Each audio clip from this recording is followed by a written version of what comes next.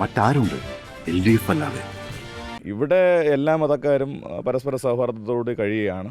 അങ്ങോട്ടും ഇങ്ങോട്ടും മാറി വിവാഹം കഴിക്കുന്ന കാര്യങ്ങളും ഉണ്ട്.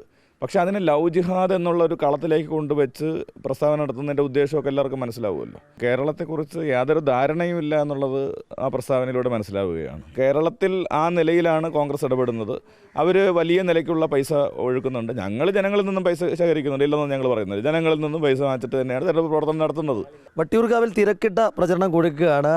നിലവിലെ MLA VK പ്രശാന്ത് വീടുകൾ കയറി പ്രചരണം നടത്തുകയാണ്. എങ്ങനെയുണ്ട്? ചൂടത്ത് ക്ഷീണിച്ചോ?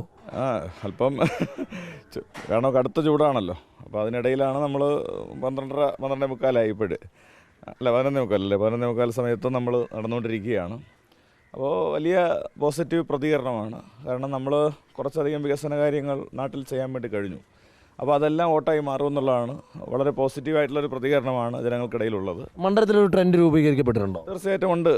ഞാൻ ആദ്യം മുതൽ പറയുന്നൊരു കാര്യമാണ്, 21,000 ആയിരുന്നു ഭൂരിപക്ഷം. അതിന് മുകളിലേക്കുള്ള ഭൂരിപക്ഷത്തിലേക്ക് എത്തും.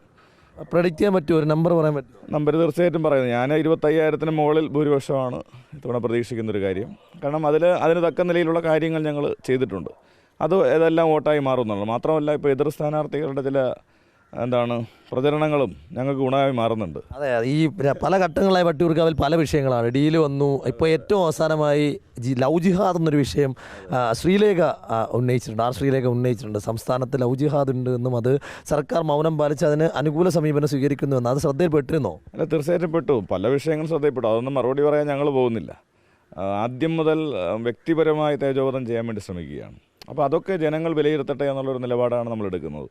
ഇപ്പോൾ മേയർ സ്ഥാനത്തിരുന്ന് ചെയ്തതിനെക്കുറിച്ച് അപഹസിക്കുന്നൊരു പ്രസ്താവന വന്നു. അത് കഴിഞ്ഞ് ഞങ്ങൾ പേടിച്ചോടുന്നവരാണെന്നൊരു പ്രസ്താവന വന്നു.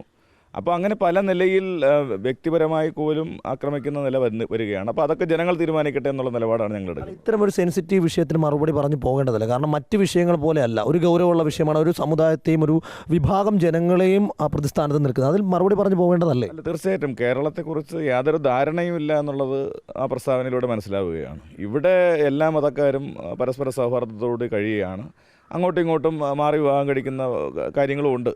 പക്ഷേ അതിനെ ലവ് ജിഹാദ് എന്നുള്ള ഒരു കളത്തിലേക്ക് കൊണ്ടുവച്ച് പ്രസ്താവന നടത്തുന്നതിൻ്റെ ഉദ്ദേശമൊക്കെ എല്ലാവർക്കും മനസ്സിലാവുമല്ലോ. ഇവിടെ അങ്ങനെയില്ല. ഇവിടെ ജാതി മതമൊന്നും നോക്കാതെ ജനങ്ങൾ പരസ്പര സ്നേഹത്തോടുകൂടി കഴിയുന്നവരാണ്. കേരളത്തിലെ സ്ത്രീകളും സുരക്ഷിതരാണ്. DGP ആവാൻ കേരളത്തിലെ ഒരു വനിതയ്ക്ക് കഴിഞ്ഞെങ്കിൽ അത് കേരളത്തിൻ്റെ സാമൂഹ്യ പുരോഗതിയുടെ കൂടി ഒരു കാര്യമല്ലേ?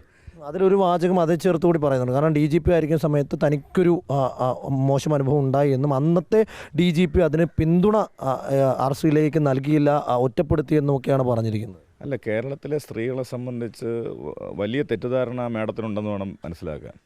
DGP ആയില്ലെങ്കിൽ പോലും കേരളത്തിലെ ഒരു സാധാരണ വനിതയ്ക്ക് പോലും കേരളത്തിലെ നിയമങ്ങളെക്കുറിച്ചും കേരളത്തിൻ്റെ പൊതുസമൂഹത്തെക്കുറിച്ചും നല്ല ധാരണയുണ്ട്. അങ്ങനെ ഒരു ദുരനുഭവം ഉണ്ടായാൽ ഏത് നിലയിൽ കൈകാര്യം ചെയ്യണമെന്ന് കേരളത്തിലെ സ്ത്രീകൾക്കറിയാം. ഈ പറയുന്ന ആൾക്ക് അറിഞ്ഞൂടെങ്കിൽ അത് വേറെ എന്തെങ്കിലും കുഴപ്പമായിരിക്കും.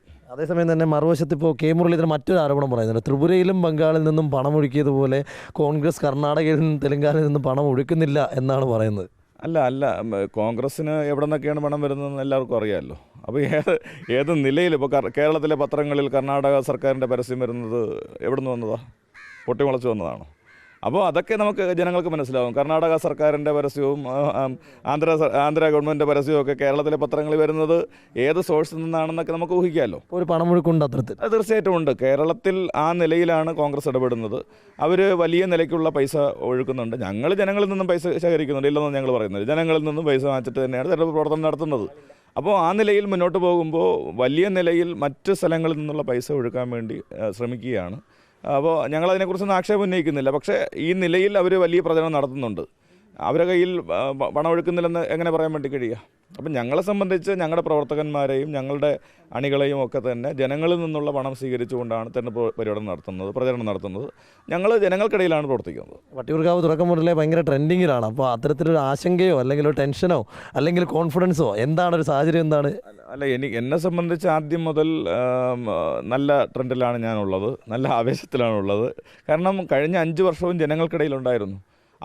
അവരുടെ ഒരാളായിട്ടാണ് ഞാൻ നിൽക്കുന്നത്. അതുകൊണ്ട് BJPയുടെയും കോൺഗ്രസിൻ്റെയും വോട്ടടക്കം ഞങ്ങൾക്ക് ലഭിക്കുമെന്നുള്ള പ്രതീക്ഷയാണ് എനിക്കുള്ളത്. അതായിരിക്കും 25,000 അതെ, നേരത്തെ 3-ാം സ്ഥാനത്ത് നിന്നാണ് 2019 ഇവിടെ വിജയിച്ചത്. അപ്പോൾ എതിർഭാഗത്തുള്ളവരും വോട്ട് ചെയ്തുകൊണ്ടാണ് ജയിച്ചത്. അത് ഇത്തവണ കുറച്ചുകൂടി ആക്റ്റീവായി വോട്ട് ചെയ്യും എന്നുള്ളതാണ് ഇവരുടെ പ്രസ്താവനകളും വിവാദങ്ങളും ഒക്കെ കാരണം. അതിർത്തിയുള്ള ആളുകൾ അടക്കം ഞങ്ങൾക്ക് വോട്ട് ചെയ്യും. അത് ഡീലല്ല. കാരണം അവരുടെയൊക്കെ വീടുകളുടെ കാര്യങ്ങൾ നമ്മൾ നടത്തി കൊടുക്കുന്നു, അവരുടെ ആവശ്യങ്ങൾ നടത്തി കൊടുക്കുന്നു, പൊതു വിഷയങ്ങൾ പരിഹരിക്കുന്നു. അങ്ങനെ പരിഹരിക്കപ്പെട്ട സ്ഥലങ്ങളിലെ ഇതര രാഷ്ട്രീയ കക്ഷികളിൽപ്പെട്ട ആളുകൾ ഞങ്ങൾക്ക് വോട്ട് ചെയ്യും. അങ്ങനെയായിരിക്കും വലിയ ഭൂരിപക്ഷത്തിലേക്ക് വരിക. ത്രികോണ മത്സരം ഉണ്ടോ? അല്ല, ഇപ്പോൾ ശ്രീ മുരളീധരൻ പിന്നിലേക്ക് പോകുന്നൊരു ചിത്രമാണ് വട്ടിയൂർക്കാവിൽ ആകമാനം ഉള്ളത്. രണ്ടാം സ്ഥാനത്ത് BJP കടന്നു വരുന്നൊരു ചിത്രമാണ്. അപ്പോൾ എന്തായാലും ഞങ്ങളെ സംബന്ധിച്ച് ഇവർ രണ്ടുപേരെയും ബഹുദൂരം ഞങ്ങൾ പിന്നിലാക്കും, അതുറപ്പാണ്. ഒരു വിഷയമില്ല, ആശങ്കയുമില്ല. വലിയ ഭൂരിപക്ഷത്തിൽ LDF വിജയിക്കും. അപ്പോൾ ഭൂരിപക്ഷം അടക്കം പ്രവചിച്ചുകൊണ്ടാണ് LDF സ്ഥാനാർത്ഥിയും നിലവിലെ MLA ആയിട്ടുള്ള VK പ്രശാന്ത് പറയുന്നത്. 25,000 എന്ന കണക്ക് അദ്ദേഹം പറയുന്നുണ്ട്. എന്താണെങ്കിലും ആ കണക്ക് യാഥാർത്ഥ്യമാകുമോ, ആ ആത്മവിശ്വാസം ഫലം കാണുമോ എന്നാണ് നമുക്ക് കണ്ടറിയേണ്ടത്. വീഡിയോ ജേർണലിസ്റ്റ് സച്ചിൻ ചന്ദ്രയ്ക്കും റിപ്പോർട്ടർ ഗോപാൽ ശിലാസനൽ, ഇൻ റിപ്പോർട്ടർ, തിരുവനന്തപുരം.